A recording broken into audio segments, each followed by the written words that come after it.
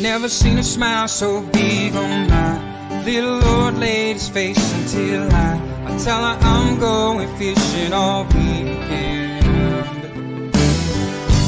Pack up all of my bacon, I make plans for 7:45, and I swing around, pick up my date for the weekend. Some reason she seems to please when I'm leaving. There's something I'm missing when I'm gone fishing. When I'm gone fishing. When I'm gone fishing.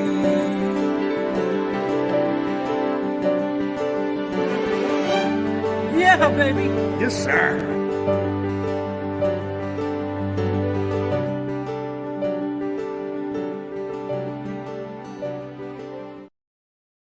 Absolutely. Bob Fish on, y'all. Always a pleasure to see you folks every Monday. Lloyd is in the house. Luke's here. Nice to see you, Luke. Tracey, that's coming up next, but you folks will be delighted to hear from Tracey and Andre from Camp McIntosh. They'll be joining us with our good buddy Moose, and we'll be talking all about Camp McIntosh and the upcoming second annual OFC Nation Retreat, what to look forward to, when to be at the dock, this, that, and everything else. We'll answer any questions that any of you have going up, because I'm sure there's a few. So let's hopefully we can clear it up. Jeremy's in the house. How you doing? Steven's here. Tony, how you doing, my friend? Richard Dunlop is with us. Oh, look at you guys, man. Mark's here. Nice to see you, Mark. Eve's in the house as well. Corey, all the way on the West Coast. Yeah, baby. Steve Shaw, as always, my friend. Your presence is missed here at CFN. We love seeing you. As I said, our thoughts are with you. Hopefully, we can put all this to bed, if you will. I'm not really sure how to say it, but basically, everything that you're going through, dude, we're feeling it, and we're hoping that it comes to a positive end for you and your family, as well as your gallbladder. It'd be nice to know when we're going to get to see you operated on and get that dealt with. But Stevie's here, as always, front and center, and a huge part of our community. So big shout out. Manny, buddy, there was a certain somebody that you mentioned on the weekend that I just had to meet, that you had just run into prior to the visit to the honey hole. And lo and behold, dude, your wishes come true. I just ran into Gallo, the blue-collar angler. He is with our good buddy Moose over at his place. Gallo had to take off because his wife was waiting. He got dropped off there at 9:30 in the morning, and he's been at Moose's place till now. Can you believe that? It happens to me all the time. Every time I get to Moose's place, it's never an early departure, but I got to meet him. And I got to meet Manny and Francesca, as I mentioned, up at the honey hole. We had a fantastic time. It was an honor to finally fish with you, bud. You and Francesca were a delight to be around, a lot of fun. It was great to have my buddy Jeff up. We haven't fished in a while either, but needless to say, it was awesome, dude. Thanks for coming, and we'll do it again for sure. John's in the house. How you doing, John? John from LPBAA and EB. I'm going to say that's Long Point Bass Association and Erie Bass Masters. Is it possible? Hope I got that right, John. Nice to see you. Hope everybody had a great weekend. Rob's in the house. Nice to see you, Rob. You're more than welcome, Manny. As I said, it was my pleasure, and it was a delight to have you. Hope everybody had a great weekend. I hope everybody's looking forward to our upcoming guests. Unfortunately, Jay Barnucz is not going to be with us this week or next. He's busy at work. He's traveling all over the place, so we're going to sadly miss Jay, but I know Big Jim and Lawrence are going to fill in. And of course, as mentioned, we have Tracey and Andre from Camp McIntosh. Moose and I are going to be discussing, asking questions, everything you need to know about the OFC Nation second annual retreat and Camp McIntosh, what you need to bring, what you need to be concerned of. As I said, what time you got to be at the dock? Do I need this? Do I need that? There's a whole bunch of questions that I'm sure I can think of, and I'm sure others as well. So we'll get to that. The only other announcement that I have, because there are no major announcements, we're also going to be doing our giveaway for this.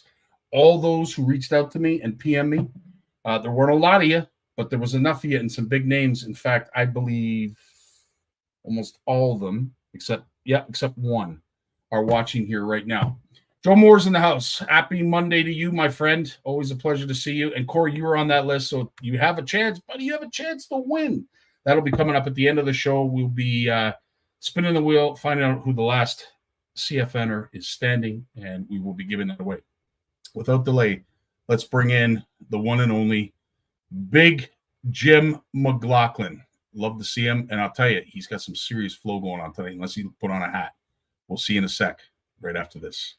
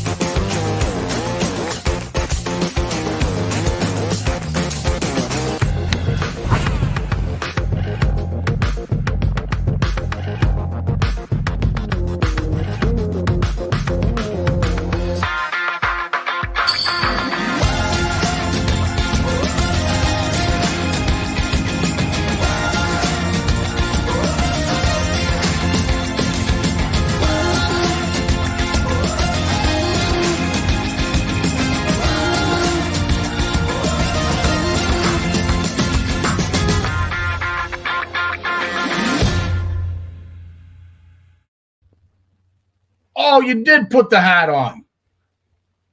Guys, folks, look at that flow. Does he not look 20 years younger? You should have seen the pile of hair on the floor when they cut my hair because it was on my shoulders, eh?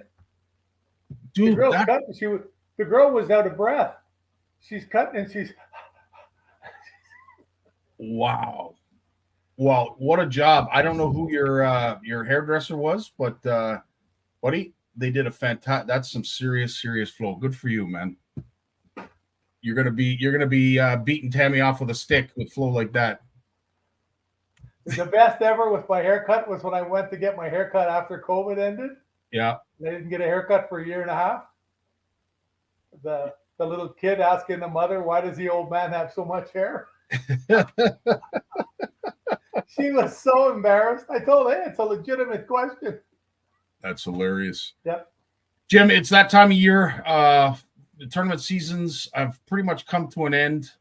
You'll see the Pan Am qualifier was held in Ganlockaway today. Yeah. I went down this morning, poked around there, said hi to Andy and Vita and whatever else, and I was talking to Chong last night, and then he phones me tonight, and I says, how did you do? He says, oh, we won.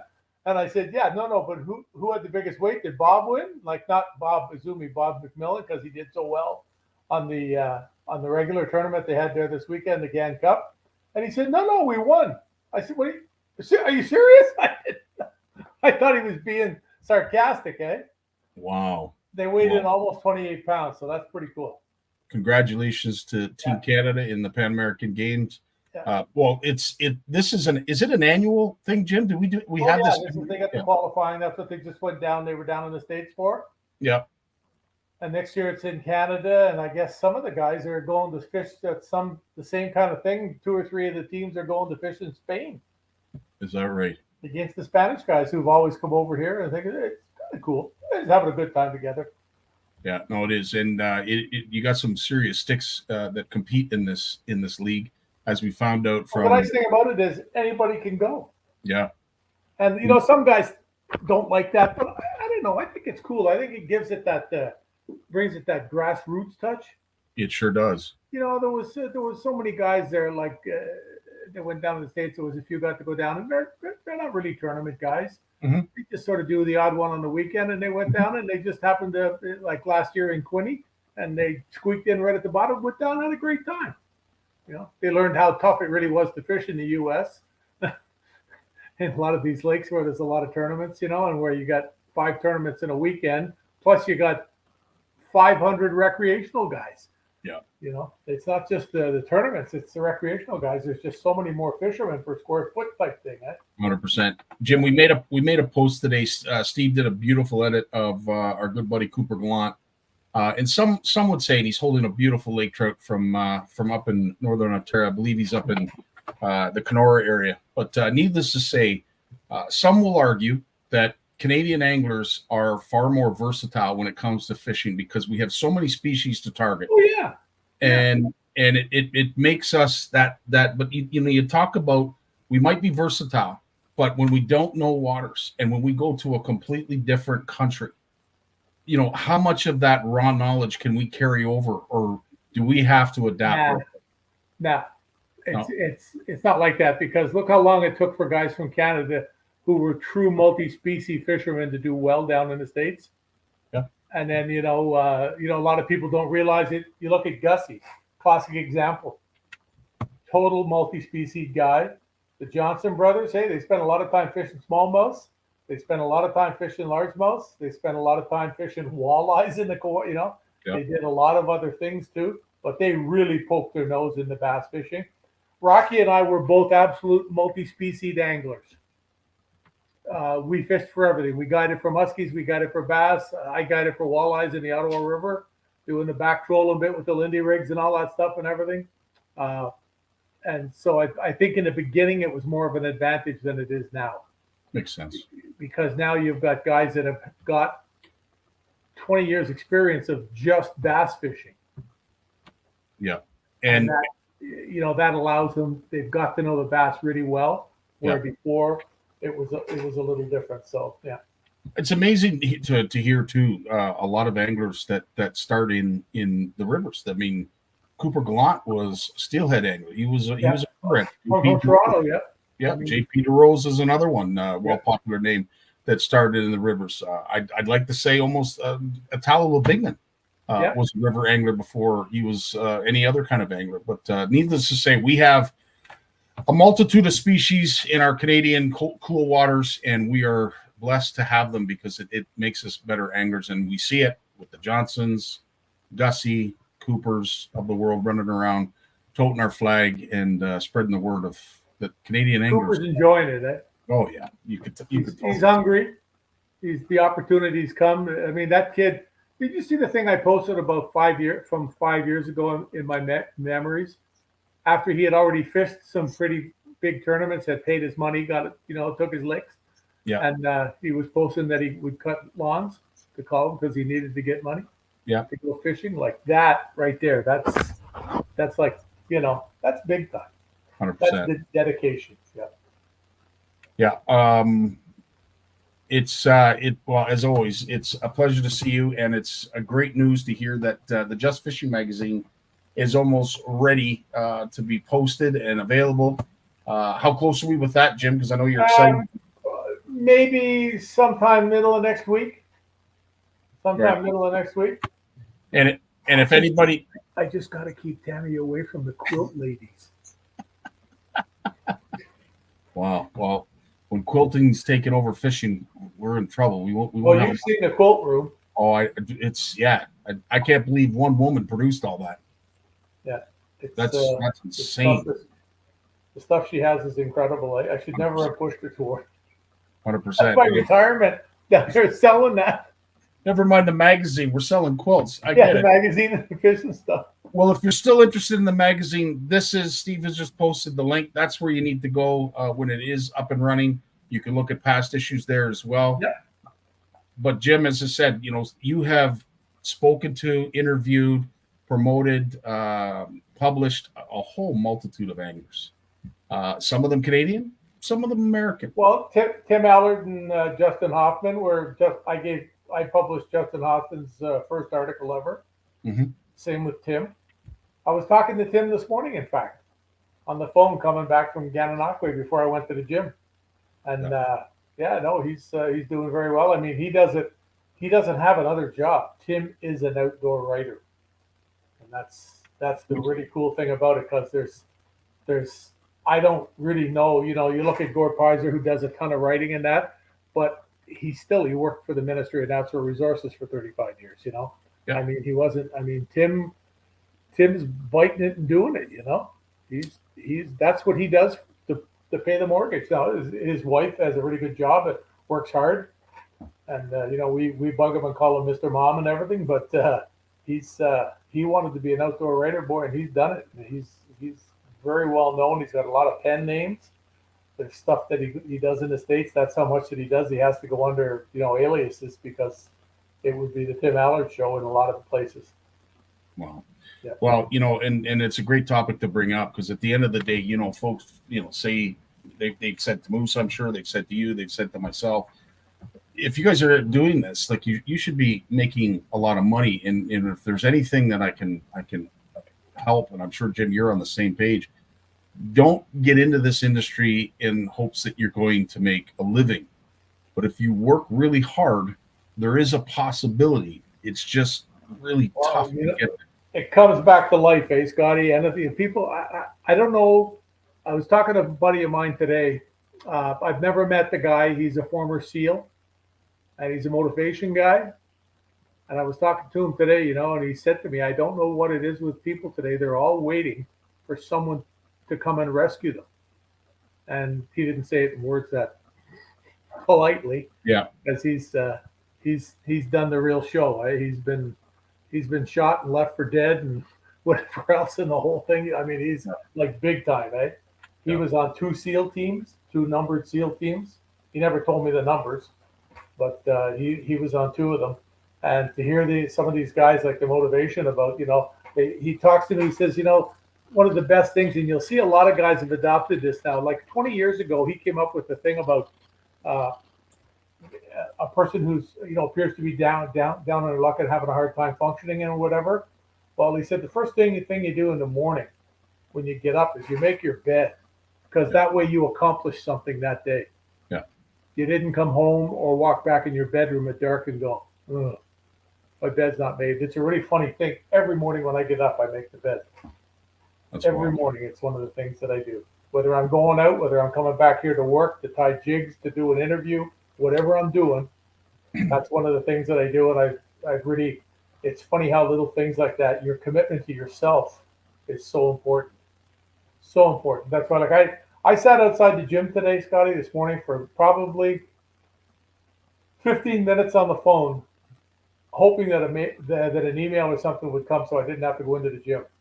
I just didn't want to go in. I was hurting so bad it was stupid from this stupid spinal crap. Mm-hmm. And I put the phone down, got out, closed the door, went in the gym. 55 minutes later, I walked out. You have to push yourself. No one's. I would say that. I put that hashtag a lot of times. No one's coming to save you. Yeah. And it's so true. Yep. If you want something, just go and get it. Just go do it yourself.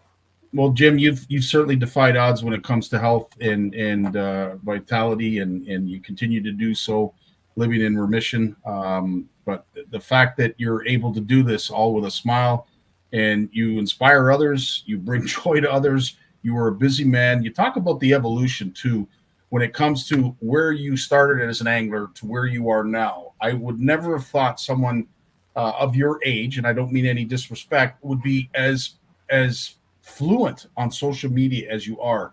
And to me, that is the true awe factor, is how busy you are on social media. It's amazing.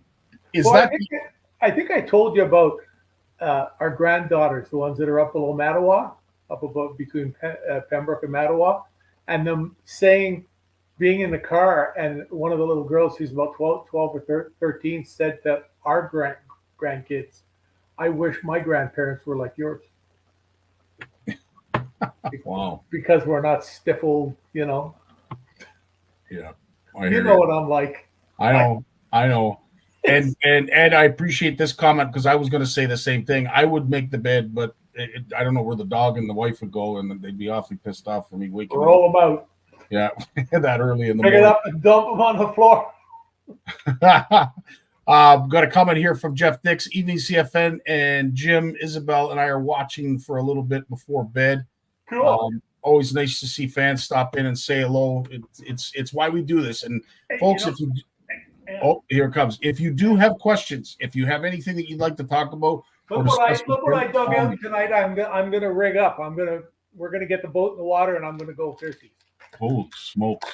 Jeff made these for me. He had made me some other ones, but I wanted some that were a lot softer, so he made me ones that are a lot softer. Wow! But this is some serious stuff. Wowee! That's beautiful stuff. Yep. Incredible. Yeah. Oh boy. Yes, Jeff, you're famous now, buddy. You're gonna have everybody asking for those baits. I can, and you might not get to bed. Just saying. It's usually how it works. Jeremy's loving it. Yeah, absolutely. He's a toothy critter fanatic. Yeah, you're loving those lures. So there you go, Jeff. We just made you a sale, my friend. You get a lot of that stuff, Jim. A lot of baits handed to you, a lot of trials. I know we got some stuff that Pal Cassie wants to pass along for your advice. I mean, you are someone that does not hold back. If someone gives you something, you take the time, you look at it, you look over it. I mean, these are some of the things that it's inspiring, and it is such a mentoring that you do for all anglers. And I hope everybody takes notice. Yeah, it's funny when I went down to the waterfront this morning, and I'm waiting for Andy to come up, and because I was, like I said, I was a hurting unit this morning. I wasn't walking all down across the docks and everything, and he was limestone lures, baby, like that.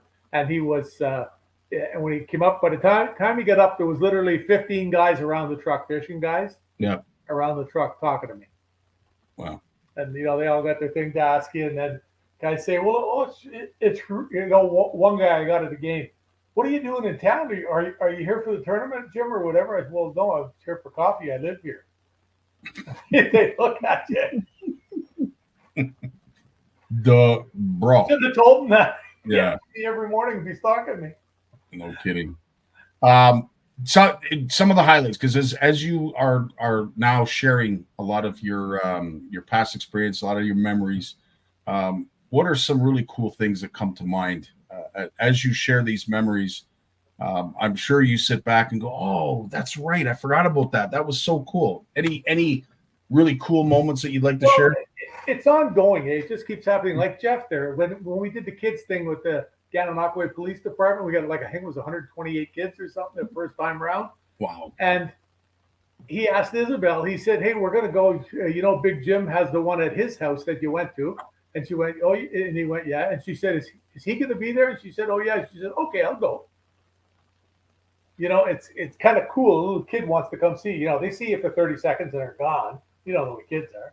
Yep. But it's just, little things like that. I've just been blessed at this. Like I had somebody here the other day who's known me for years off social media, and they said to me, they were in the office here, and they said to me, I thought you'd have all kinds of trophies and things and stuff all over the place, and I said, well, that's not me. Like, I gave all the trophies away. The lure I won like, I don't know, in a month I won $125,000 almost with it. My buddy has it up in North Bay because he looked at it one day. He said, "That is cool." I looked at it and went, "What?" Like, I'm just like that. It's one of those. And he looks at me, then he puts it back down, and I said, "No, keep it, take it home, put it in your collection." He's got a fantastic collection because it's really cool. Because I had that was in the very beginning before it got really big, and I had a custom made rod for crankbaits because Shimano didn't have one. And Tom Brook came to me and said to me after I won the second place, he said, that has to go. We've got crankbait rods now. So I gave the rod to him, and he has it on the wall with the lure. Like he's got the rod mounted, and he's got a little thing that holds it down a little bit, and he's got the lure on the wall underneath it. So that's kind of cool. I take that as that's a really cool thing. Really cool. 100%. Yeah. Yeah. No, Well, I'll tell you what, they've been snapping out. They've been starting to snap out the back a lot more now. A lot of that crap's gone off the top now. Yep. And I was just playing around. I was looking for some. I wanted to get into something big, so I get in a box that the guy from Z-Man had sent me, and I found some 3/4 ounce chatterbaits, great big ones. So I'm gonna give this a go out there the next few nights. So you can reel it back really slow and let it sink down nice and deep. Yeah. I think it'll make a real big difference out there. But yeah, it's I got a couple of nice ones the other night on the blast bone there, the big swim bait. Well, it's not big. It's about, I think it's almost 6 inches. But I got a couple of real nice ones. And it was so funny because I was reeling it dead slow, so it just looks like a snake, something just coming across the top. And all you see is the mouth and this, and it barely, the water was glass calm, with just a dark street light was on, supposed to be home. As soon as the street lights come on, they bite.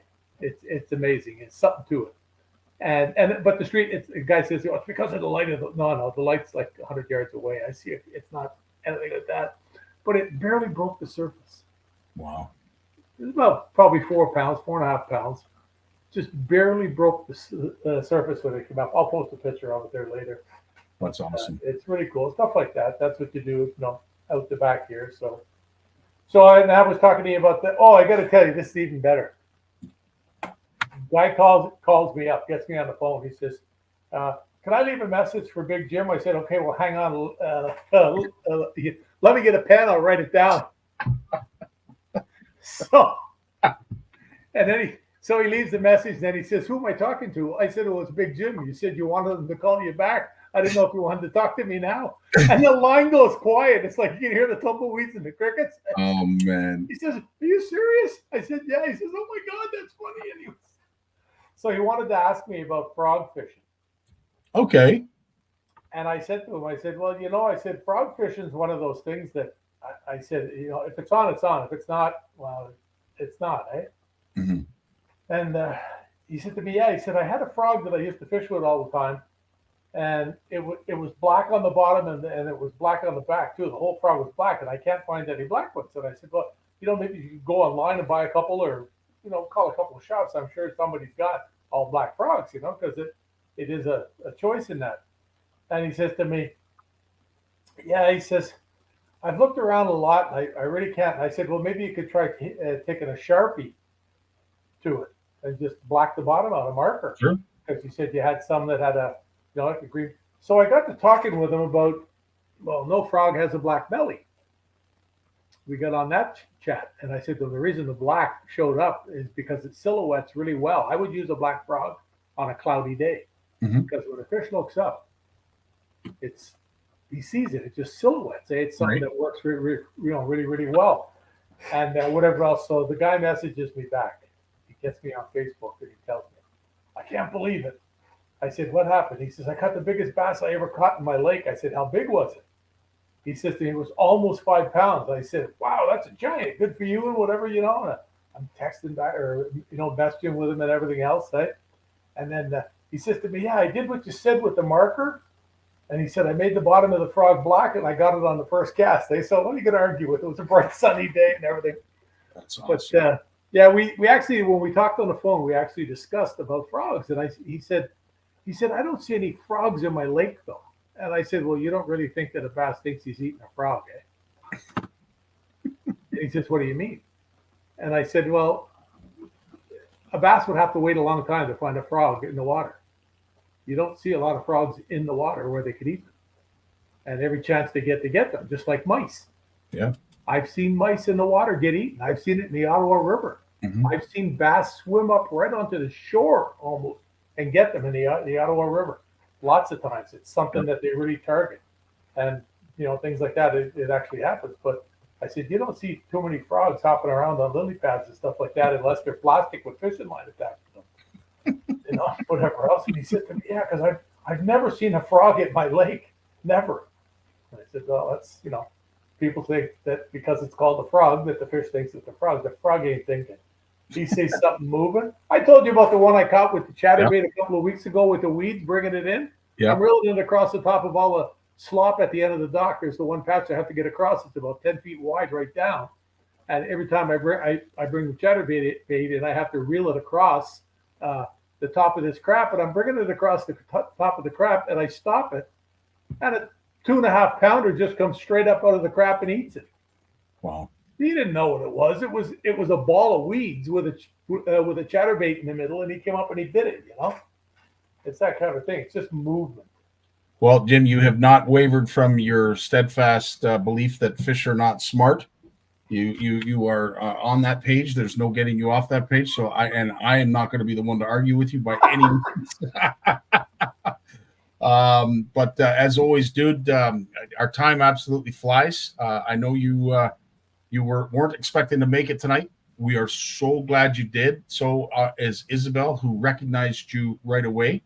And Sparkus is thankful for all the donations that you have given over the years. And George is asking, if you're in the giving mood, do you have any left-handed Metanians running around?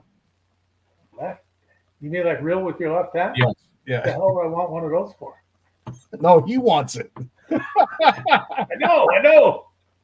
And of course, Ed McKenzie, who, much like yourself, has given so much over the years, and we're thankful to have both of you in this industry and have helped out so many, including myself, get to where we are. Always, I know one thing that I used to be blessed to get to do was that when a lot of times when they did drive-through at tournaments and you were going to win and stuff like that, nothing beats seeing a little red-haired kid in the crowd.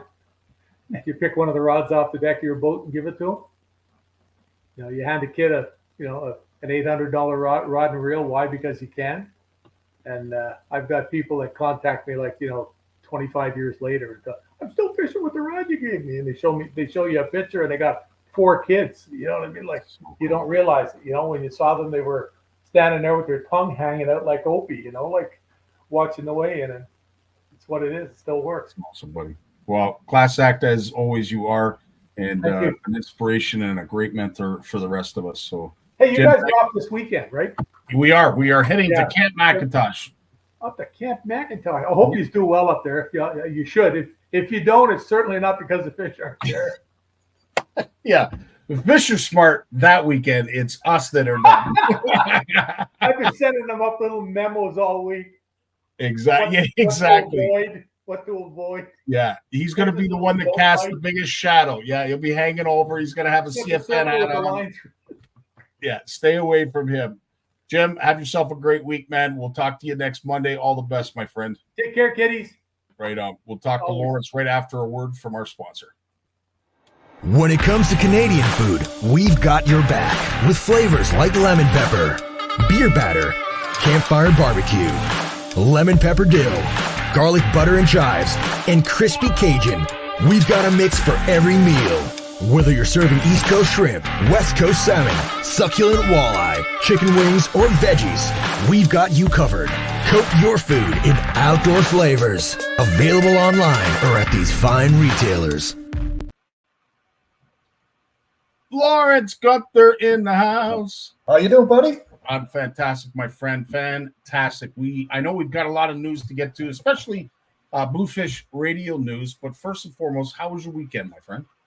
It was quiet. We had family in, so we didn't head up into the Pontiac to the Bluefish Exploration Center to do more work. We had family, and that comes first, right? So that was fun. They come from out of town, and we don't get to see them that often. So it was a nice weekend. That's awesome. Yeah. There is a hot topic that is being discussed, in social media, on social media, around social media, and throughout the industry. We'll get to that later because I think it will spawn a lot of commentary. But leading up to that, obviously, you've got bullet points of all kinds of news and new stuff that's been posted on Bluefish Radio. And of course, if anybody wants to hear this podcast or some of the others that Lawrence and I have done, please go over to Bluefish Canada, Bluefish Radio, and make sure that you download whatever you've missed. Take it away, man. Yeah. Take it away. Yeah. So, we put the Bluefish News that came out on September 11th, last Monday. So it's up there on the bluefishcanada.ca website now. If you want to register and get that Bluefish newsletter, it comes out every 2 weeks. And want to have that sent right into your inbox. No ads, no sharing of your email address, or just go to the website and read it right there. But some of the highlights in there, like first I'm going to talk a little bit about, we've had a hot summer, right? And here's some interesting news. Some of it's not so great. Some of it's sort of conflicting, but let's go through it. There's 3 hot weather stories here I put together.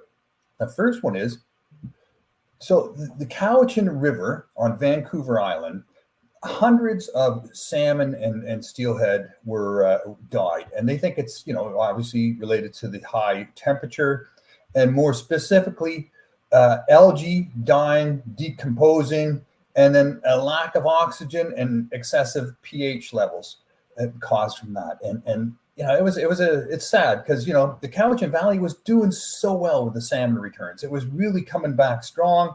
It's a river that the whole community's got behind in terms of making sure it's got solid stream banks, good tree cover there. It's got access to all the fish habitat, spawning habitat, and then to see the salmon and the steelhead come in and perish in the hot water from the lack of oxygen, and it was sad.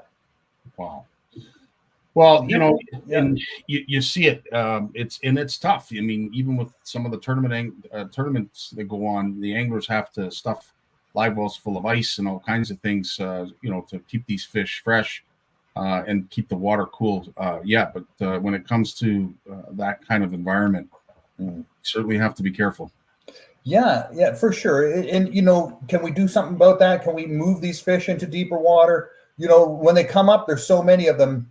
It's not, there's no way you can get to all of them. And when the fish kills happen, they happen so quickly, it catches people by surprise. Here's another story. This one happened in 2021. So this wasn't recent, but a couple of years ago, still in the Pacific Ocean. They had 45-degree water temperatures along the coast, which is unheard of. It was a record. And there was dead starfish, dead sea urchins. One scientist from the University of British Columbia figures 1 billion animals from the ocean died in that heat wave that year.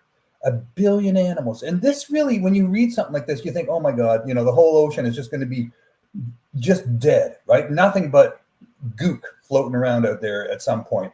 And it just leaves you feeling kind of hopeless and helpless. And what do we do about this? But then, not to leave it on this note, Light of Hope, another BC University researcher, finds out that they have investigated 250 heat incidents in the ocean, and the colder bottom-dwelling fish don't seem to mind. Like we're not talking, we're not talking sea urchins or we're talking halibut, fish like that. They're not moving north. They're not moving towards the poles to escape the warming water. These are bottom-dwelling fish. They're way down there, so they're probably not even feeling the heat to any degree, and they're doing fine. So there's some hope too there, right? Like, 2 nasty stories, and there's some hope, and that's so important that we take the hope where we can find it. 100%. Corey is just mentioning this is some great advice. Corey, thanks for this. And some people don't know when it comes to salmon, but some good advice here that if you are catching kings in those warmer rivers, the meat's going to be a little punky, especially if that fish has been in the river for a while. And one suggestion that I've heard mentioned before, and Corey mentions it here, is to bleed them out and then put them on ice almost immediately after they've bled out. Keeps the quality of meat up and certainly ensures that you're not going to waste your catch. So great advice. Thanks, Corey. Thanks for that. Yeah, for sure. That I don't know why more of us don't do that. Bleed the fish out right away instead of just leaving them swimming around in the live well for the rest of the day. And it seems you're better off just putting some ice in that live well and keep the water out. And as soon as you catch the fish, you bleed them and put them on ice. And eliminates their suffering. They don't get stressed out right away. And, sometimes you give them a little bonk just to stun them a bit. You don't have to kill them with a bonk on the head, just stun them and then bleed them out. And then they don't even know what's happening, right? They're sort of in a stupor.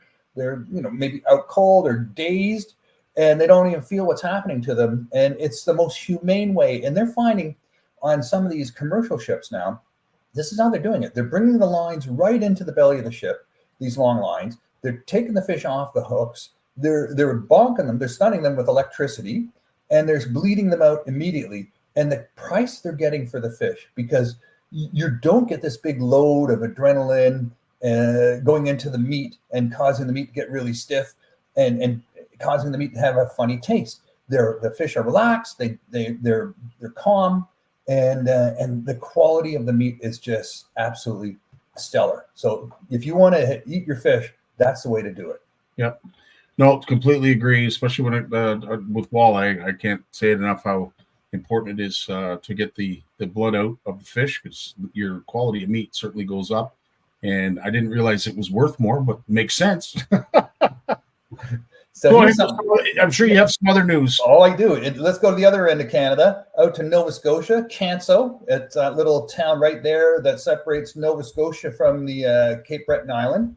So the Department of Fisheries put in 1,500 liters of rotten into Lake Dobson, and they killed all the smallmouth bass, right? So someone put the smallmouth bass in there, and the government came along and killed not just the smallmouth bass, but everything in the lake. When you put that much pesticide into a body of water, everything dies.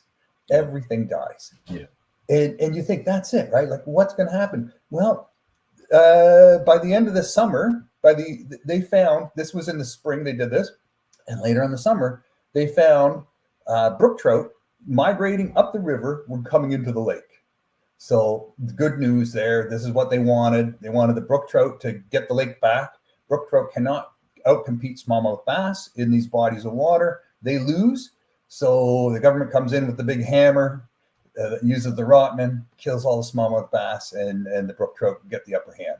They say there's no more smallmouth bass in that lake, and that the brook trout will, I mean, it won't happen overnight, but the brook trout are pretty prolific, right? They're pretty feisty little breeders.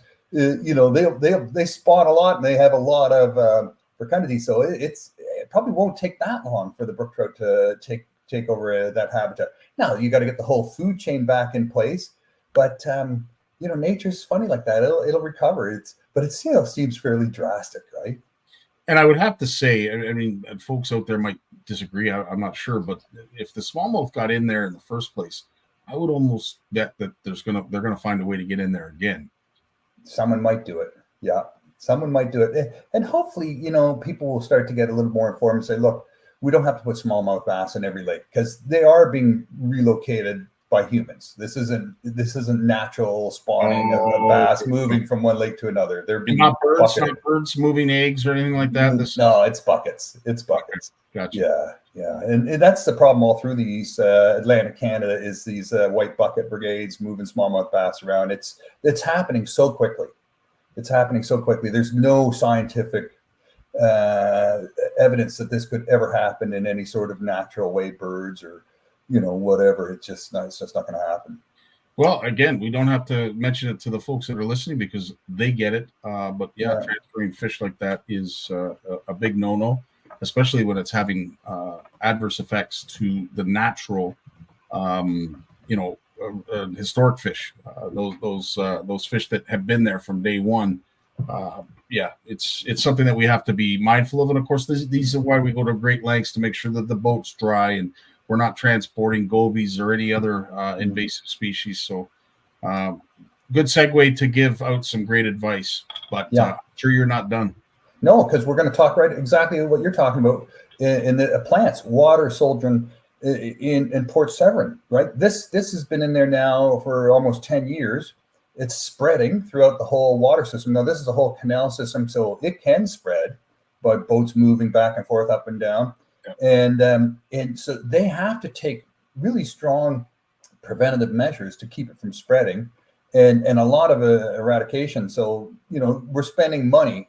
We're giving grants to organizations to go out there and identify where this plant is, taking hold, and then eliminate the plant, because the alternative is to lose a very important, other weeds and plant life in the waterway that provides habitat.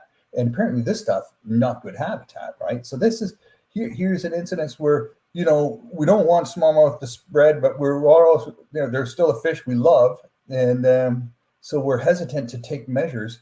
But when it comes to the plants, man, it's like they're more on the lamprey side of the equation, right? If you think of it that way, people don't want it. People don't want to see their beloved lakes taken over by this plant and everything go to hell. So, yeah. We have that's a great link. Thanks, Steve. Right on point. This is invading species is a great link for aquatic plants and the water soldier that you're speaking of. Thanks, Steve, for sharing that. Mike, you bring me to our next topic, or have you got more, Lawrence? I got two more quick ones here. Go. So they'll go back to central Canada, Lake of the Woods. This is bipolar lake where you got the very north clear water in the north of the Lake of the Woods, and then on the south where the Rainy Lake River comes into it, you've got a very shallow, very warm water in that. So the blue-green algae is taking hold. It will peak in early October. That seems late, for algae to be peaking in these lakes, but it peaks in October. But yeah, it's coming on full on. And this isn't a problem that's been going on for a long time, right? And, there's a lot of opposing forces. Do they choke off the nutrients going into the lake to deal with the blue-green algae that's growing faster and longer because of the warmer water? And in which case, you're going to choke off the nutrients flowing into the north of the lake, and possibly killing off the lake trout and pike up at that end of the lake. So there's opposing forces here, and governments feel, which side do they land on? So they keep studying it instead of making decisions. It's getting a little testy. Those people want to make a decision on this. And the last story, here's something interesting. Mercury Marine is back at it again with more electric outboards. So they announced a couple last year, just around the boat show last January, two small ones plus a little plastic fishing boat. You have a cool little fishing boat. It's like a chubby little kayak with these electric outboards on them. That's the Veer. That's the Veer, is it not? It's made by Lund. Yes, exactly. And now the Evader is the outboard. So now they've got two more outboards, 20E and 35E. The 35E is equivalent to a 9.9 outboard. And you can hook anywhere from 1 to 4 batteries up to it. They'll sell you the batteries. They got the batteries and they got the charge system, quick charge system. Man, this is getting right to like a Tesla, man. Where you can charge up these batteries, 4 big batteries, and go for a hell of a long time with this 9.9 electric motor. It's pretty cool. Wow. Well, as I said, Mercury Marine is always at the forefront of technology advances. They had at the NOWT, I didn't realize they have propane outboards. Yeah. They take the little green tanks. Unbelievable. So propane, they've got obviously your gas, your 4-stroke, 2-stroke. I know they've got to get rid of 2-stroke, but now you're saying they're going to have an arsenal of electric motors as well. It's coming. I mean, as battery technology gets lighter and more advanced, this is going to become more and more sort of common. And you think about the maintenance and the cost, long-term costs of having an electric outboard, it's going to be a lot cheaper. I have some electric outboards here, the smaller ones, Torpedoes, and they're bulletproof. They last forever. I have some Mid Coda electric motors, from the back of the boat that you do nothing. You just store them, you put them on the back of the boat, you plug it in, it goes. You never worry about these things. There's no oil to change. There's no spark plugs, nothing. They're really foolproof. It's amazing they cost as much as they do, but this is early adoption kind of stuff. And at some point, there's going to be so much competition. It's just going to be hard to say no to an electric outboard, right? I mean, look at it. We're getting electric lawnmowers and electric, all the lawn keeping equipment is all going electric, and we're just going there because it lasts forever. 100%. And I will say this, at $100 roughly an hour for a shop rate, being able to just plug in and take away a battery and recharge it, and not have to, fix a water pump or any of the other problems we have as boat owners. An electric motor, it does tick a lot of boxes. There's no doubt about it. Yeah. So you had something. Yes, and I want to talk about it because Mike Howard has brought it up. It is something that had been played. I don't want to play the video because there's controversy even with the video, but it has been brought to our attention, and I'm sure many others who enjoy fishing the tributaries of northern Lake Ontario, the northern end of Lake Ontario, and elsewhere, like here on Georgian Bay, it doesn't matter. There have been, it was quite a run. In fact, there's an argument out there suggesting that it was the best run folks have seen in a long time. The unfortunate drawback or negative part of this all is how anglers have been conducting themselves. It is tough. Mike is saying when he goes down, of course, when you try to educate anglers that are unethically treating fish, and I know you've got you're going to play devil's advocate for a sec, but at the end of the day, we're all going to die too, and it's just a matter of time. We all need the respect that we deserve, and these fish are no different. At the end of the day, you see the mishandling of fish. I don't want to accuse people of fishing illegally, but we all know that it goes on. You've got weighted trebles, you've got people keeping too much fish, you've got garbage, you have people that you reach out to try and educate that want to have a conflict that could turn physical. In return, there is a lot of badness going on with this year's run that is being associated with this year's run, and it's unfortunate because, of course, it brings on that cloud. And when I saw the post, I was immediately upset, not so much that the anglers were acting badly, but that we were broadcasting it. And because at the end of the day, the last thing we want to do is to bring light to something that is being done badly, to have it closed down. Unfortunately, the Ganaraska, when they rerouted it and built the steps and whatever, we don't have a lot of water that typically runs down there in the fall.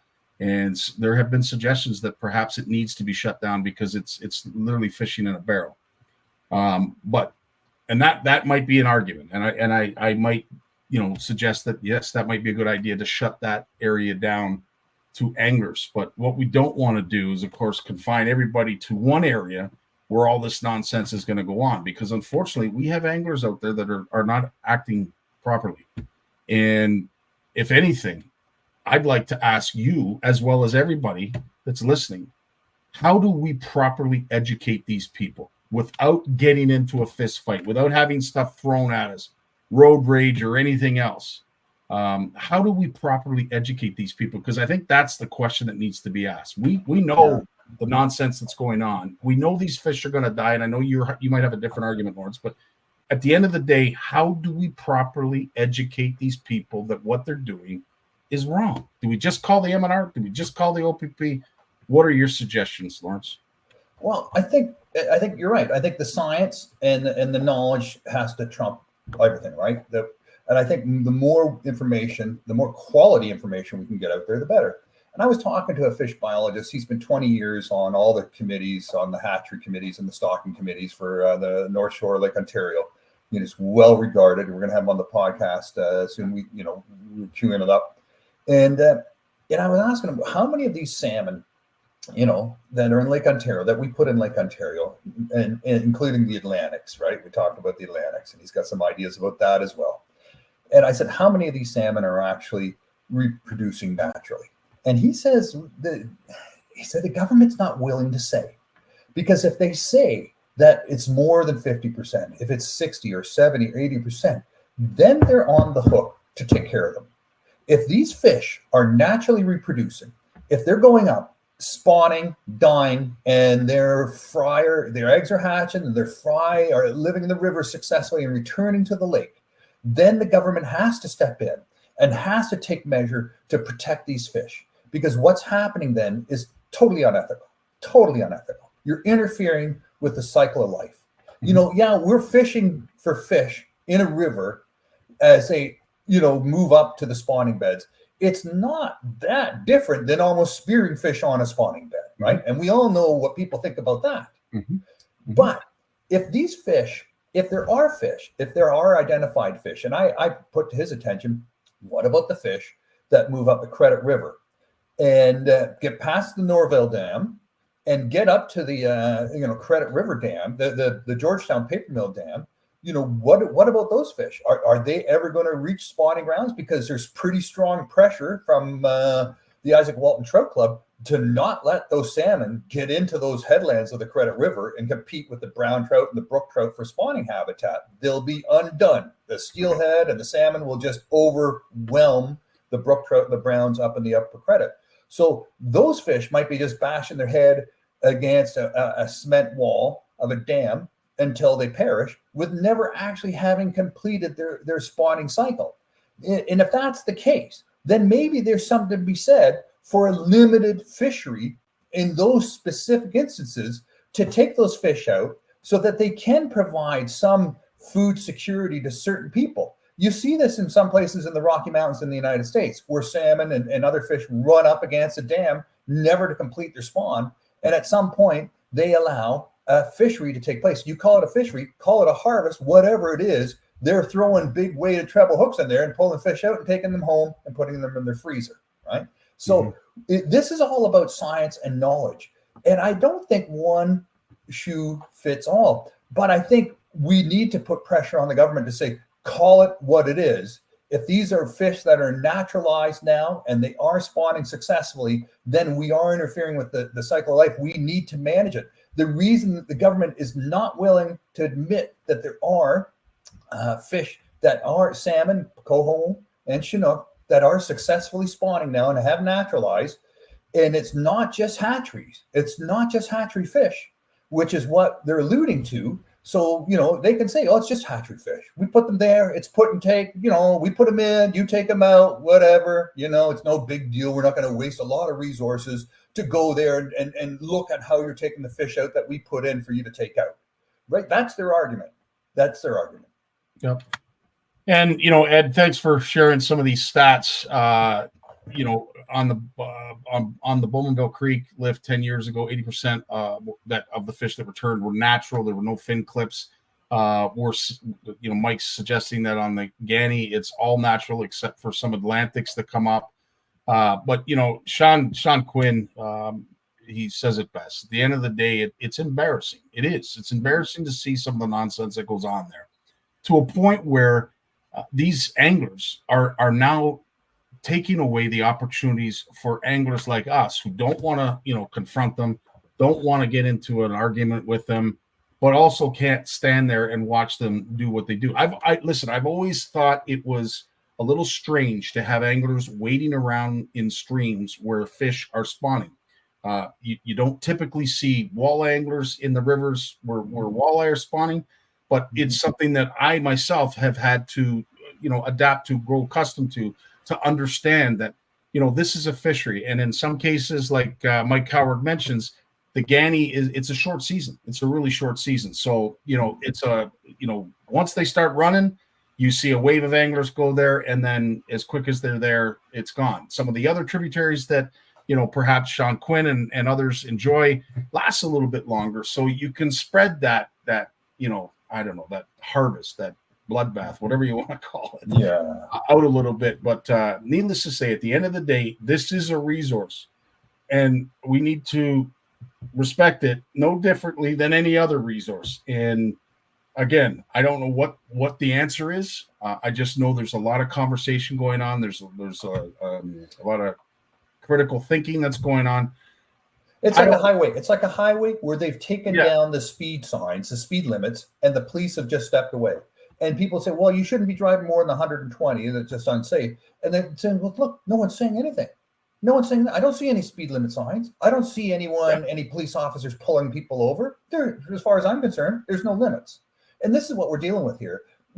We're not going to be able to self-manage our way out of this one. We're not going to be able to educate and coerce because people are just thinking, hey, get out of my way. You're just preventing my access. I have the right to access those fish. And until someone says I'm breaking the law, I'm not breaking the law. Yeah. Yeah. One suggestion here that I'm seeing with quite a few, and I really appreciate you guys with your comments. Ban roe. There's an argument there. I do see, the census slain of fish and the carcasses being thrown, and of course the arguments, well, they're going to die anyway. Well, if it's got eggs in it, there's a chance that the fishery thrives because of that fish. We'll never know now because the roe's gone. But as I said, I don't know. We definitely have to get better. And as Quinn says, even if you ignore the violation of the fish, it's the garbage. Our rivers are starting to look like the side of the 401 with all the trash. Breaks my heart. And Sean, it does me too. When you see that much fish, and I know it's a natural evolution of the species, but when you see that many fish cut open, thrown to the side, the amount of garbage that is also brought by the anglers and thrown to the side, I don't know, man. It's like a Holocaust zone. It's like a wasteland. It's just I grew up in Georgetown, Ontario. I was, I think, 9-10 years old when the salmon started coming into my town. I saw what happened. I was there, every day after school fishing, and just to see the stench, to smell it, to step in it, to see how adults were behaving around it. And they all said, well, I don't see any signs. I don't see any laws. There's no one here telling me I can't do this. And they just do it. And I think we need to be asking for, before, we can't become vigilante about this. Yeah. And we're not going to be able to convince people that they have to do something different because we think it's a better thing. Yeah. We need some stronger, conservation rules, and we need stronger enforcement, because what's going to happen is we're playing right into the hands of the anti-angling community. And 100%. They're noticing this, they're taking pictures, and you can believe that next year they'll be there with banners and protest signs and fancy, very sophisticated campaigns to bring fishing to an end. And that's, it's so funny you say that, because I wonder sometimes, is that who is in these rivers doing these illegal things? There's always that possibility. There's always that possibility. You can't take that away. Corey disagrees. For someone who does use salmon eggs for fish bait, he would not like to see roe removed as a means of targeting those fish. But as Jeremy points out, with the number of bait harvesters out there, perhaps maybe there's an ethical way that we can harvest eggs so that anglers can buy it without having to go to that route. And I know there's always going to be anglers out there that cut open the fish to do it. But, at the end of the day, that is a good suggestion, that perhaps we leave it up to our local tackle shops to provide us eggs. Regulate the harvest of the eggs, regulate the sale of eggs. Because really, how many eggs do you need, right? There's so many comes out of one fish. Can you really use all those eggs before they're going to spoil? Is there any 100%. Chance you could ever do that? No. Yeah. But as I said, great topic. As always, Lawrence, our time absolutely flies, as it does every friggin' week. It's amazing. Yeah, half an hour goes like that. With everything that you have shared with us, of course, enlighten us with how to act ethically around some of these fish that are currently right now running our rivers. How to deal with people who are unethical. I'm not suggesting you confront them, because I don't want to see anybody get hurt, senselessly. So stay away from them. But as Richard Elliott mentioned, perhaps a video, perhaps take a picture of their plate and any other. I agree. Yeah, just we should all be contacting the enforcement and saying, hey, get in here, do something. This is where we need to be putting our energy. We need to be putting pressure on our politicians and our enforcement officers who are being denied the opportunity, told not to do it. We need to turn that around and get those politicians to say, hey, now it's time to do something. You can't. My only concern is when you leave it up to politicians, their answer is just to close it down. That's my fear. Is every time we lean on them to make a decision, it goes against and it goes not in our favor. Yeah, I agree. If things get worse, if things get too bad, it might go that way because they'll be pandering to the outraged, bleeding hearts who don't fish, right? And I'll be honest, I show of hands, everybody that's fed up with some of the decisions that have been made already from our guy on the hill. I don't want to see him wade into this because it's not going to end well for us anglers. Lawrence, thanks again, my friend. If you are looking for this podcast and many others that Lawrence and I have done, please go over to Bluefish Canada and Bluefish Radio. You will see it there. It's posted. And Lawrence does a fantastic job making that library available to all of us. And you know what, Lawrence? We thank you for it. Oh, my pleasure, buddy. Thanks for having me on. Right on, dude. We'll see you next Monday. You have yourself a great week. Moose is up next, hopefully with Camp McIntosh, right after this word from our sponsor. What is Flash Boost? Shimano designed innovative Flash Boost technology. It keeps flashing, which attracts fish whether in a pause or while retrieving. The mirror plate, which is fixed by a spring inside the body, vibrates with the lure action to generate diffuse reflection. Even if you stop the lure action, the inner plate will move and continue to flash, giving the lure a sense of life and inviting a fish bite. This is Flash Boost. Oh, Moose is in the house. what's up? Backseat of my truck. How are you? Oh, fantastic, my friend. How are you doing? I'm living the dream. It's been a busy day. It's been nonstop. I had a special guest show up a little bit earlier today, and he didn't leave until just about half an hour ago. We're working on some new projects and some new really cool events. So it's gonna be a lot of fun. Some of you may know him. I don't want to say too much, but there's some new merchandise coming down the pipeline from our good friend Gallo from Blue Collar Fishing. Awesome, buddy. Jem, to meet, as I said, I was talking with Manny on the weekend. He had met him. It was just over the moon about this gentleman. He says, you gotta get in touch with him, Scotty. Blah blah blah. Needless to say, I did, Manny. I did exactly as you asked, and you were 100% right. Yeah. No, he's a complete gentleman, and just like every one of us, absolutely loves the sport. And his social media presence has definitely taken off in the past 2 years. Hey, Alicia. And just, again, through the fishing community and people who know people and this, that, and the other thing, someone saw a video that I was putting out about some apparel, and he reached out and says, Moose, I think you're the guy. We need to get together. We need to chat. I said, Gallo, I'd be happy. I'd be stoked to make your apparel. And he came over. And dude, it was like talking to a cousin or a brother. He was just, we are the same. Yeah. What's up, Jeremy? Great dude, and everything that he's putting out. If you guys haven't had a chance to check him out, you can check him out on TikTok. Awesome content. It's a lot of fun. He is from the West Coast, the west side of the city. Blue Collar Fishing on TikTok. So check him out and name drop if you want. We don't care. Complete gem. But we're gonna get out fishing with him. So we're gonna do some walleye fishing with him, I think, soon. We shall see. Reason we're here tonight, obviously, it is we're on the eve of what is going to be the second annual OFC Nation retreat up at Camp McIntosh. We played Flash Boost just before we brought you in. How many of those are you bringing this weekend, Moose?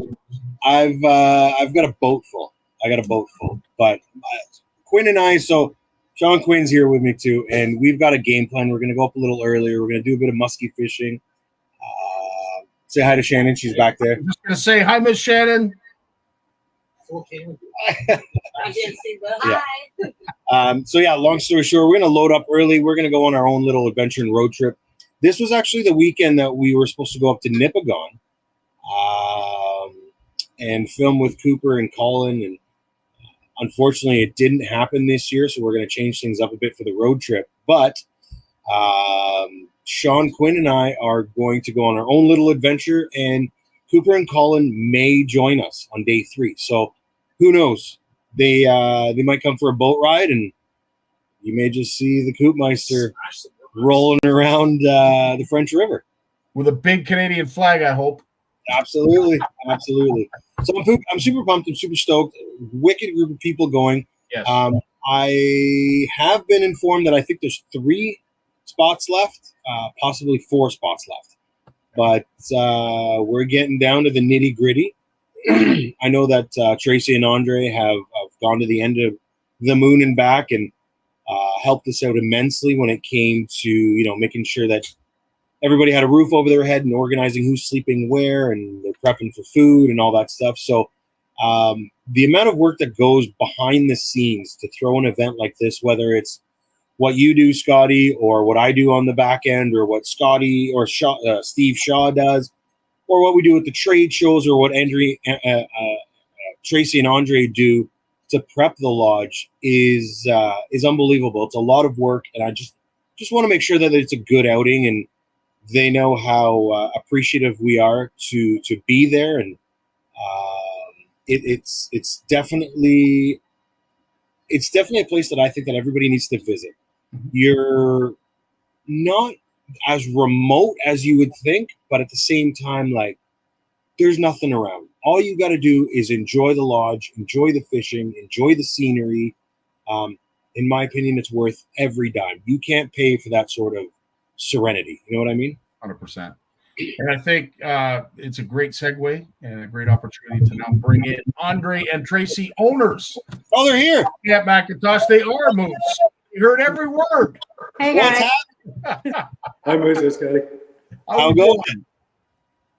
Moose, I don't know. I got goosebumps knowing that this time, well, let's say in less than a week, we are going to be right there. That's going to be our backdrop. We're going to be enjoying a meal or 2 or 3 at the lodge. Andre and Tracey, it's an honor to have you here tonight to talk about the upcoming 2nd annual OFC Nation retreat, and of course, the fact that you've opened your home basically to our community. We can't thank you enough for that. Absolutely. Thank you, guys. Thank you. Right on. So some of the questions that folks have been asking that perhaps we should probably get to when it comes to their arrival. Obviously, it's Camp Dory at the Key River. Is there anything special that you want to convey to some of our guests that will be coming? It's if you're coming in on Thursday, it's 3 p.m. at Camp Dory, which is at Highway 69 in the Key River on the northwest corner. And if you're coming in on Friday, it will be 10 a.m. for your shuttle in. Okay, so Friday, 10 a.m., 3 on Thursday. When they get to the Key River, is there anywhere special they should park? Steve or Tracey will be there, or actually Eric might be there. Somebody will be there to kind of assist and point them where to go. Nice thing, too, is there is a bit of a roundabout there. So if you folks do come in, you have the opportunity to unload your stuff as close to the dock as possible. Don't waste time taking it to the dock at first. You got lots of time to do that because there's a lot of people that will be coming in behind you. But outside of that, is there anything in particular you want folks to pack that they may not think of? A smile. A box of good times. I think when they turn the corner off of the Key River, they'll have a smile on their face. What do you think? What do you guys think? I 100% agree. And we have some supporting videos to show folks that once you do get on the boat, these are some of the things that you are going to enjoy. The ride in, in my opinion, is worth the price of admission. This is, as Moose said so eloquently, it's worth the price of a lower unit. Yeah. Oh boy, Moose. I'll tell you that story after we watch this video. As I said, like this is the trip in. If it's not for the faint of heart, so if you're not into it, don't watch. But Andre is an extremely seasoned boater, and he can guide himself in through the S. Are we taking the S bend, Andre? It all depends who's following. There you go.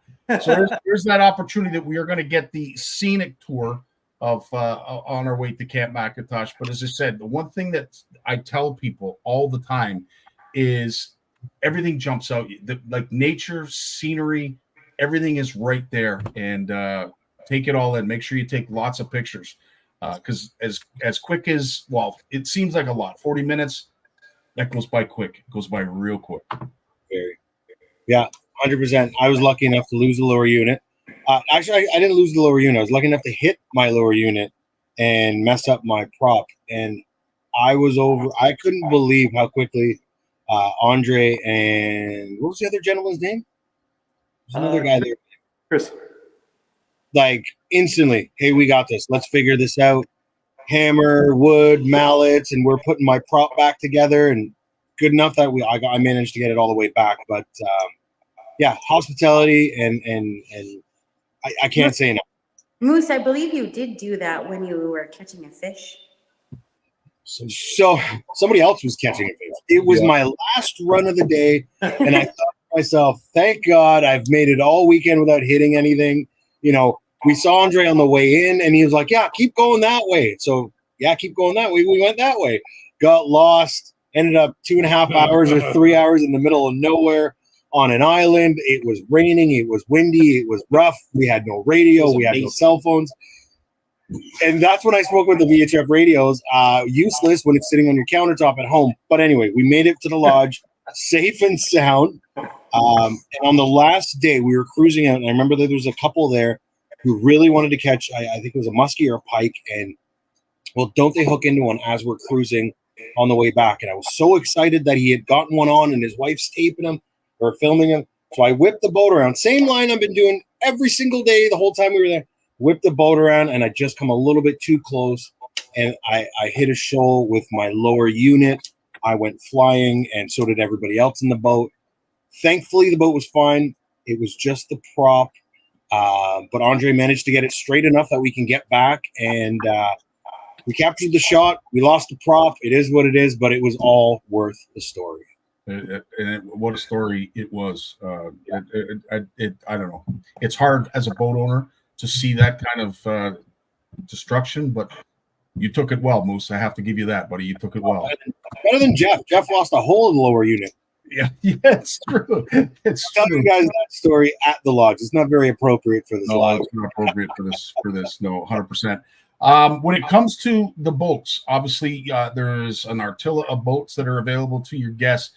One question I was asked today: do you need to have a boating license to operate one of your boats? Yes, you do. Yeah. Okay. Good to know. So just in case anybody doesn't have it that is coming up, by all means, go online and take the course before you get there, or just make sure you're teamed up with someone that does have a license. So we will make sure that whoever does come that doesn't have a license will be able to fish with whoever does. Go ahead, Moose. How often, you guys have been doing this for quite some time, how often do you replace the props on your boats? Oh, we're talking about the rental boats? Yeah. Oh, boy. Every 2 weeks. I can show you the bin when we're here. Yes. That's incredible. And that's also with regulars because you are in Georgian Bay and it is rocky. So it does happen. Props are $115, just so everybody knows. Yeah, it's the nature of the business having a fish camp on the French Georgian Bay. It is the nature of the business. I had to make a comment to Andre the first time we came down. I said, Andre, I had no idea. I thought we were just going to the lodge, but it was a whale watching expedition that we were on. Because all of the rocks are just hovering over top of the water.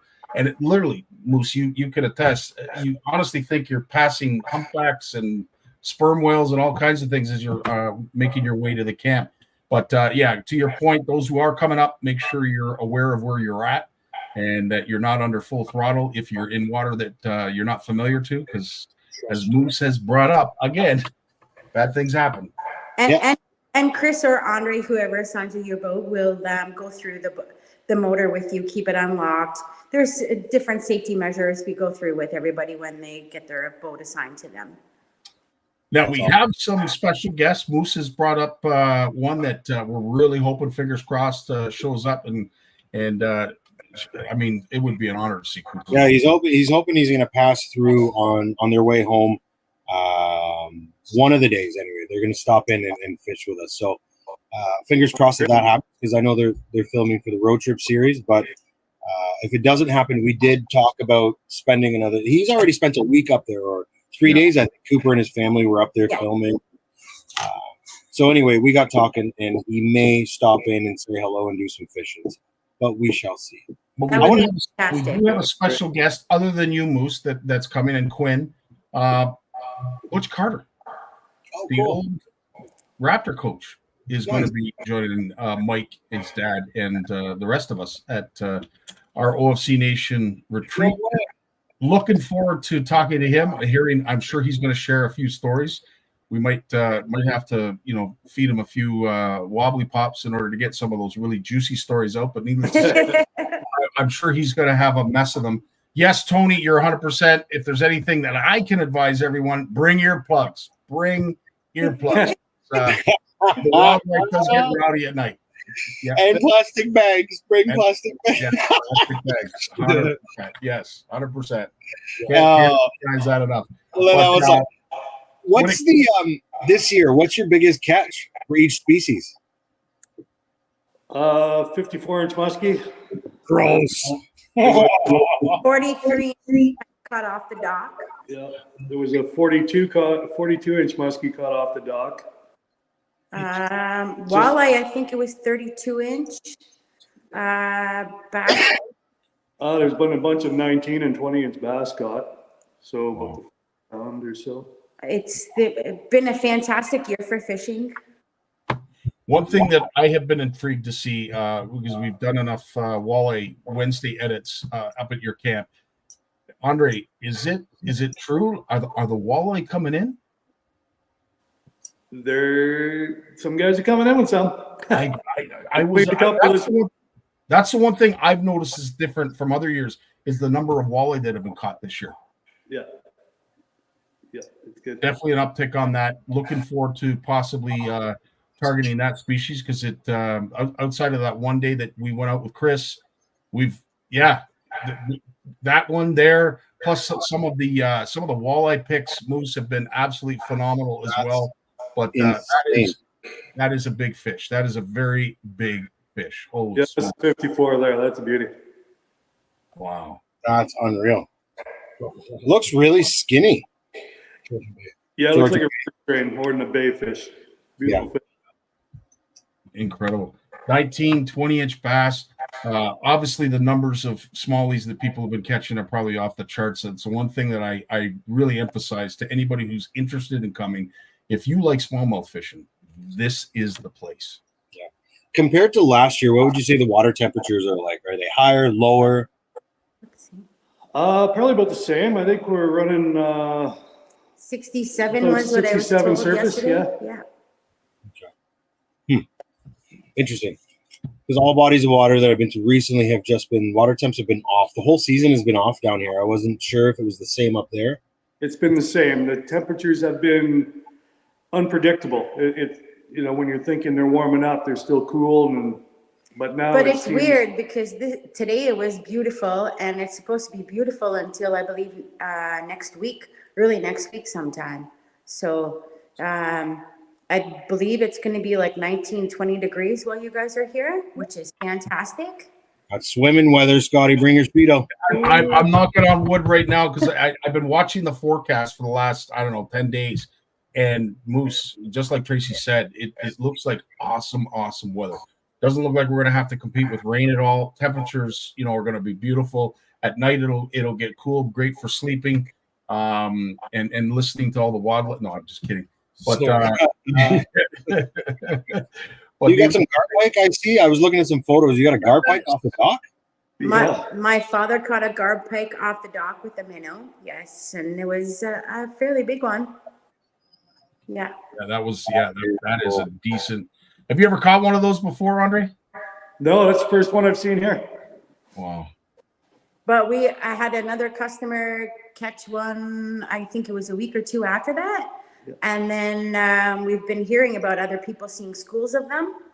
So, which is fantastic because when you go on the ministry website, it actually only shows the lower portion of Georgian Bay with Owen Sound. Mhm. So I found that rather interesting. Great question here from Mark Wolf. Outside of a few obligations that he already has, Mark really wanted to come out. If he is thinking of coming out, say next year, he has a 16.5-foot Legend with a 30 horsepower tiller. He was a little bit concerned because of the open water and the stretch across the big water to the mouth of where the camp is at the French River. Would his boat be able to do that with no problem? Yes. Yep. 100%. You got to pick your days, of course. Like nobody's boating 8 footers, so we got to pick your day. But most days it'll be all right. Mark, I'll give you some advice. The boats they have are incredible. They're fantastic. Don't bring yours. Yep. Don't bring it. Save the money. Save the prop. Save the lower unit, and just grab one of their boats. I mean, yeah, take it from my experience. And yet I'm doing it again this year. Smart me, you know? Well, and you're probably going to be getting rid of that boat at some point soon, Moose, hopefully for your sake. But stuck with it for the rest of my life now. That's oh, jeez. She's mine. She's mine. Oh, well. Tony's asking favorite outdoor flavor that were up there. I just be Cajun. Mine is beer batter because it just phenomenal. I like the urban garlic, but I added it to it. We actually buy it by the bulk now. So the last, actually one came in 10.5 kilo and the other one came in 12 kilo, I believe. But it's also within the vicinity for us to be able to go pick up our supplies because he is truly a local small business for us. That's awesome. That's wicked. Quinn's asking with the outdoor flavors, is there a stockpile that Andre has a pike ready for us to eat? Well, I'm hoping we catch some and we don't have to get into the stockpile. And Quinn is also asking, is it a little too early to start trash talking for the weekend? Never, Quinner. Never. No. How about we wait for the bonfire for that? Yes, right? Absolutely. And Mark, 100%. Electronics are very important. However, do not necessarily trust your GPS, as Moose will attest. Last year didn't go so well. Yeah, if some of you didn't know, even with the new Navionics Plus Premium, they're accurate. They're very accurate within feet. Depending on where you are in the leg, there are times where things are just off. So you might think to yourself you're in the right position, but really you're 4 feet left or 4 feet right, which can make all the difference of a giant boulder. That's not to say that, you can navigate through there properly. Like I've got an 18 3/4 Lund impact, and we had a hard time. We had a really hard time in big water, to the point where we had to pull over for 2.5 hours while the winds calmed down. It was dangerous. It wasn't. It's because we didn't follow Andre for one. But yeah, you're right. But if you are going to come out, safety never takes a holiday. So make sure you got your radios and your life jackets. And there's no point in having life jackets in a compartment because that's not going to save your life if anything does happen. But just respect the water, look at the winds, make sure that you're good to go before you head out. And I can't tell anyone I can't say it enough. Just safety first, man. You never know, regardless of how big or small or how experienced or inexperienced you are, you never know. There's been so many stories told about guys who have hundreds of hours on the water who don't make it home. And that is definitely not something that we want on our watch. No. 100% well said, Moose. Now, when it comes to vacancy, in case we have enticed some last-minute shoppers, how many spots are still available? There are 5 total from my understanding. However, we'll need to confirm. I believe there may have been a couple more confirmed within the evening. I think that's 5 total is what I sent out earlier, but I think so. Scotty, so I got an email from you this morning, and then I spoke to Scotty, and he said that his son and 2 others are coming. So would that make it 3 left then? No, that would make it 5 total. Okay. So 2 bedrooms in cabin 5, They have 2 beds each with their own door. There's 2 bathrooms in cabin 5 as well. The total of the cabin has 3 bedrooms. Scotty's son and his buddy are staying in 1 bedroom. And then one that might be so lucky to share a bedroom with Scotty. God help him. That earplugs, lots of earplugs. We'll have a bowl of earplugs here for everybody. That's the price. If you folks are interested, if there's any last-minute tire kickers that are interested in joining the likes of Andre, Tracey, Moose, myself, Quinter, or Butch Carter, it is $390 for the weekend. That's 3 days, 2 nights. That includes your cabin, all your meals, a boat, motor, gas, and worms. And ice. And ice. And a box of good times. And meet your dignity at the cabin when you go down to the campfire. There may be 2 out of those spots full. I did receive an email a couple hours ago. Sean Quinn's actually on the phone with someone right now from work. So they could potentially be gone. So the sooner the better. If you're hearing this or you know of a family member that wants to go on an adventure, wants to go on a trip. Tracey, I know we talked about this. Is there a price for someone who is bringing their own boat? Yes, it's $145 per night per person. $145 per night per person. There you go. So if you're bringing your own boat, like the gentleman earlier, it is a little bit cheaper, but I highly recommend you don't bring your own boat and just leave it up to the professionals to get you there and have a good time. Absolutely. Well, Andre, Tracey, thanks so much for joining us tonight. And thanks again, as you said, opening up the door to your home, which is Camp McIntosh. Moose and I are very much looking forward to seeing the both of you, as well as getting back to the rugged area that is Georgian Bay that I love so much. I absolutely love this part of our province. I can't get enough of it. So on behalf of everyone who's coming, safe travels. And again, Andre, Tracey, thanks for joining us tonight. Anything you'd like to add, Moose? No, thank you for your hospitality. Are you kidding me? What we do throughout the year definitely doesn't even scratch the surface for what you guys do for us over the 3-day period that we're there. So we're extremely grateful and thankful. Thank you guys very much. Yeah. Thank you, Moose. Thanks, Thank you. You're very welcome. Sorry. Go ahead, Tracey. Just one big thing. If people are wondering what to bring with them, there is on our website, campmcintosh.com. You can see a list of things not to forget. Right on. Oh, good call. A list of what are some things that folks forget, Tracey? Sunscreen, and this weekend would definitely be a sunscreen weekend. Just rain gear. But Should be all right. yeah, not really relevant for this weekend. But sunscreen's been a big thing the past 2 weekends. Guys coming in this. Bugs? There's no bugs, mosquitoes, and black flies. Nothing like that right now. There's the odd mosquito. At dusk, it's not really. During the day, they haven't been really bad at all, actually. Mm-hmm. So. That's awesome. Right on. Okay. Well, there it is. Thanks so much again for your time. We will see you shortly. And as I said, looking forward to I can't wait. I can't freaking wait. Oh, wait, I have a question. I got a question. Guys, Yes. What's your shirt size?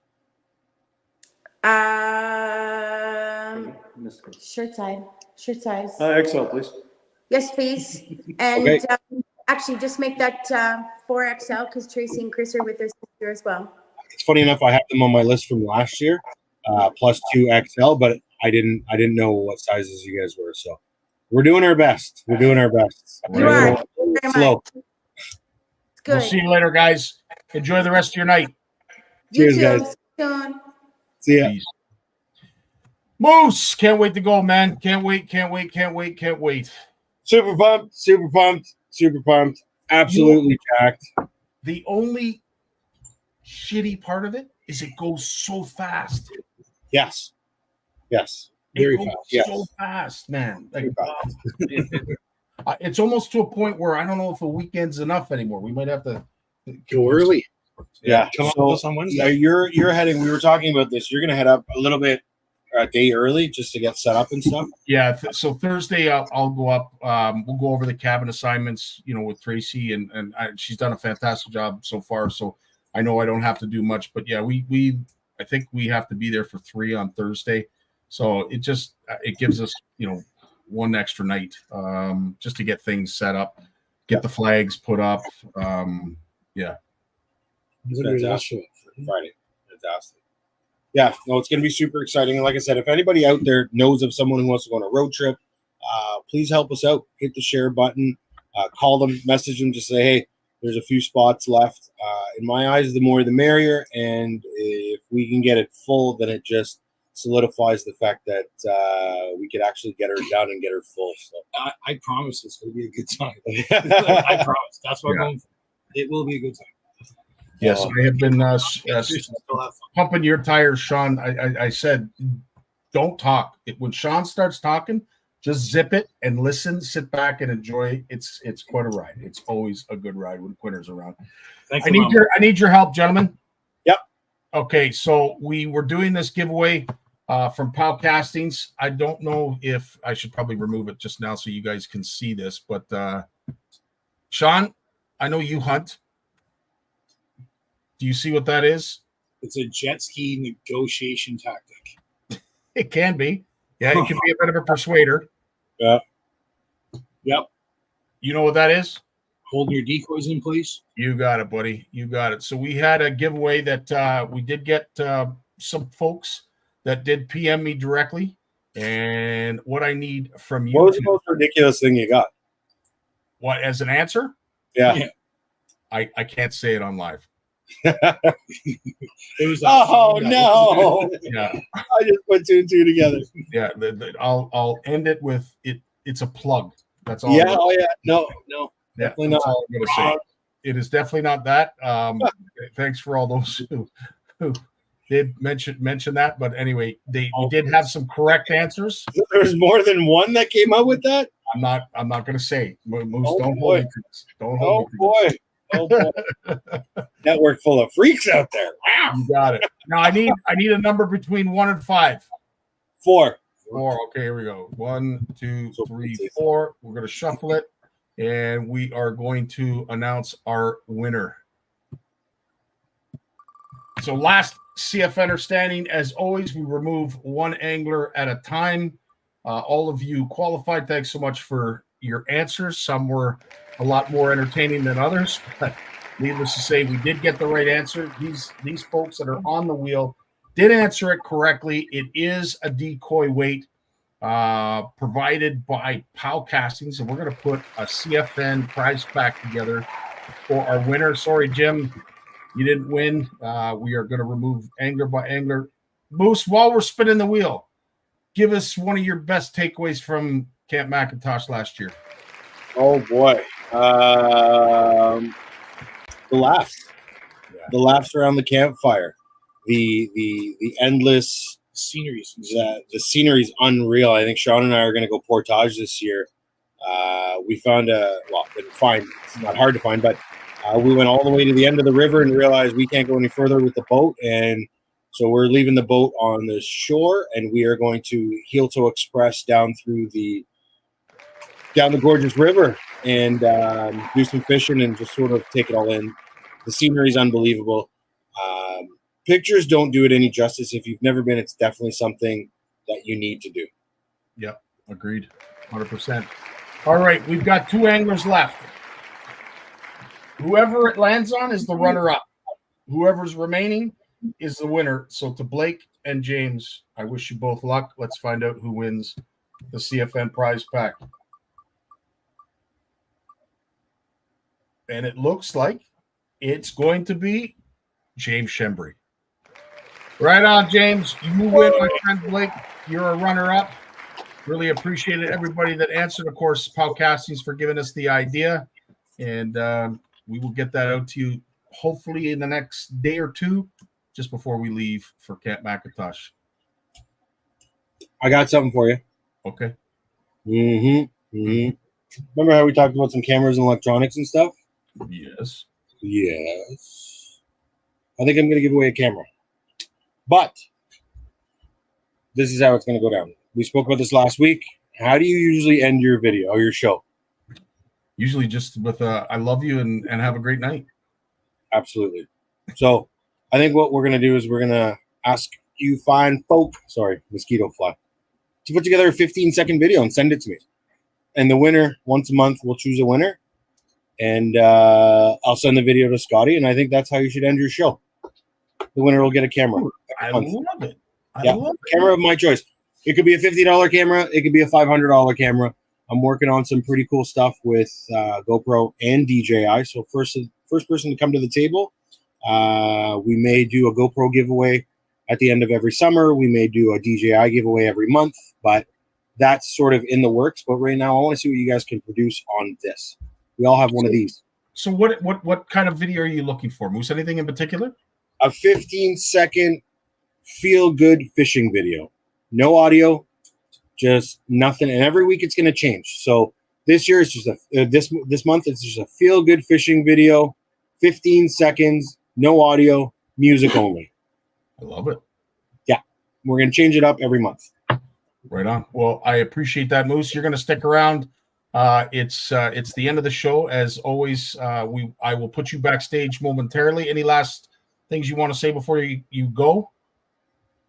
But you're not going anywhere. You're going to stay right there. We'll just end this real quick. That is a nod. Quinter is pacing, so we let's not delay. Let's get this done. We don't want Quinn pacing. All right, I'll be right back, Moose. Give me 2 secs. As always, folks, thanks so much for joining us. Truly appreciate your dedication coming here every Monday, taking some time. Sometimes it's an hour, sometimes it's 2 hours, but nonetheless, you don't come here and leave empty-handed. There's always something. Again, James Shembry, thanks so much for getting the right answer and being the winner of our Powcasting/CFN prize pack. And, of course, to our guests, Andre and Tracey, who stopped in from Camp McIntosh. Looking forward to seeing them, as well as all of you, including Moose, Sean, Butch Carter, Cooper Gallant, Mike Consul, Heather Kuntz, the entire Kuntz family. There's so many I haven't mentioned, of course, and I'm looking forward to fishing with my boy. So very cool all around. Dave, it's time for you to take us away. Have yourselves a great week. Love you all. All the best. Peace. Well, as much as I hate to admit it, I guess we've run out of time. So I've enjoyed it, but I'm going to do something I haven't done since season 1. Turn out the lights. The party's over. They say that all good things